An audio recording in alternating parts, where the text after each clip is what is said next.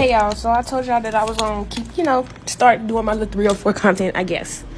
So this is the room that I got. I paid like $100 for it.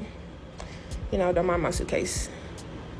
It got like a little sofa. I just set up my coloring book and my little, candle. Just a little area. I'm sitting at this area on live. And then you got like, got a little full-size refrigerator.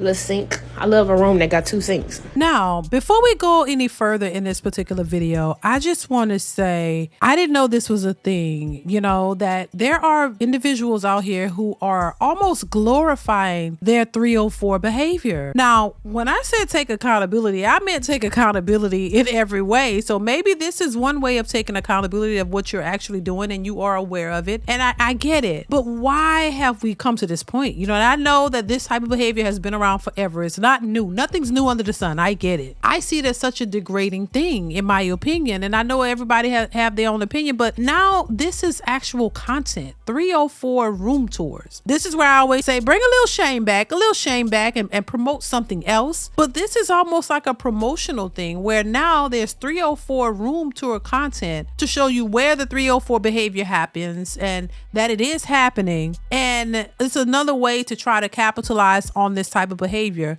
Let's continue. Then you got the TV. You got a little 360. I done hooked up my Roku because they only got cable. They don't got nothing smart on this TV.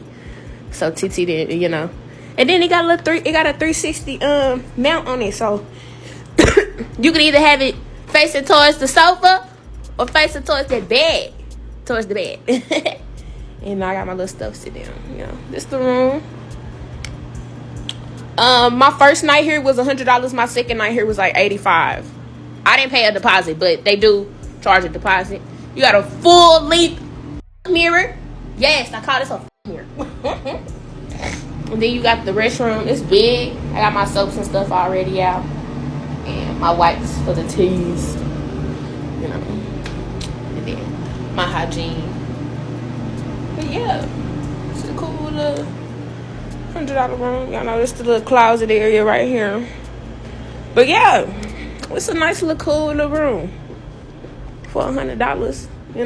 Now, these were some of the comments that I got. The first woman said, why only one bed though? I can't sleep on a trick bed. Somebody else says, OMG, I thought I was the only one that be having my coloring book and stuff when I'm trapping. LOL, happy trapping. Somebody else says, I love watching 304 content. LMAO. Another person says, and look, real neat. Somebody else says, what hotel is this? And somebody else says, I love how home feeling it give. And I can tell you, give clean, because I love all the smell good scents. Could never have too much. So everybody in here seems familiar with this type of content and this behavior, which tells me this is a common theme for a lot of women, that this is what women are doing to stay afloat. And when we hear a lot of these women talking about their boss chicks and their entrepreneurs and they're getting to the bag and the men ain't ish, this is more than likely the type of things that they're doing. They're selling their bodies out here to the highest bidder. They have no shame in their game. They're lost mentally. They're doing this type of work, but you have coloring books that you color in. It shows you that something ain't right. This is what a lot of these women are doing to stay afloat. All these so-called educated women and entrepreneurs, they're out here doing this type of content. They're doing this to survive and to live. Because they refuse to work with a man and build something together. They'd rather go out here and put all their cards on the table, give every bit of dignity that they have to strangers for money. But this type of behavior is glorified and it's put on a pedestal. And there's nobody really telling these young women that this is not the route you should be taking, baby. I mean, I know hoes been around, but Jesus Christ, and I don't think they were flexing. They were doing their job in the dark alleyways, doing what they do. We didn't have social media where they could come on and show you their spot. They weren't able to come and show you where they, the alleyways where they getting it in and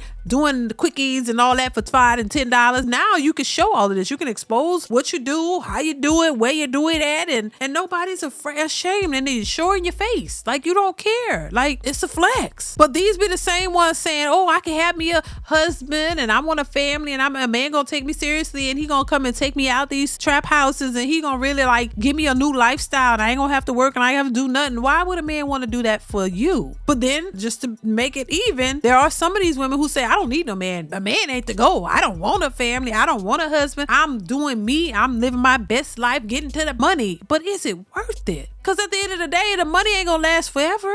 I don't know. I just find it interesting that this is being perpetuated, and there's nobody in the comments for the most part that are like outraged by this. You know, outraged like, come on now, you can do so much better, or pushing these young women to do something better. But this is the type of lifestyle that is being perpetuated and pushed out here. A lot of women go on these platforms and talk about men, but when you look at their history and what they do for a living, a lot of them are OF models. That's what they do for a living. While condemning men, hardworking men who work hard, who are not able to get out here or wouldn't want to get out here and sell their bodies for money. They're working hard and building themselves up, but they're the bottom of the barrel to these women who have to resort to selling their bodies to make a living. Because if you had to do what men do to make money, you would realize you wouldn't be as far as you think you are, or you wouldn't get as far as you think you could get. You would have to work hard and build yourself up. I just find it very mind-boggling that this is what a lot of these young women are resorting to, and they're out here looking worn out, tired, and you still working hard. You working in some way or another, and it's just, I don't know, it's just sad. It really is. It's sad that this is what a lot of our women have resorted to, and they just don't see any other way. They'll go out and be a 304 for the streets before they work with a man. Before you find a decent man that has a good job and working hard and you work and y'all build together, they'd rather go out and just put it all out there. It's crazy, y'all. It is not a flex to be a 304. It is not a flex to glorify that type of lifestyle. It is not a flex to put that on display for people to see. That is not something that young women should aspire to be or do. I just want to put that out there. There are many other routes that you could take, and stop thinking that a man is a problem when you can actually have a real relationship and get married, have a husband and build with your husband. There's nothing wrong with you wanting a career or having goals in life like that, but you also got to understand a family is important. That's how you build your legacy. That's how you build. There's nothing wrong with being married and having being with one man and having a relationship and building a relationship with that man, and y'all build something together. There's nothing wrong with that. But we've gotten so far off the mark to now that ain't a flex to have a man. A man ain't this, and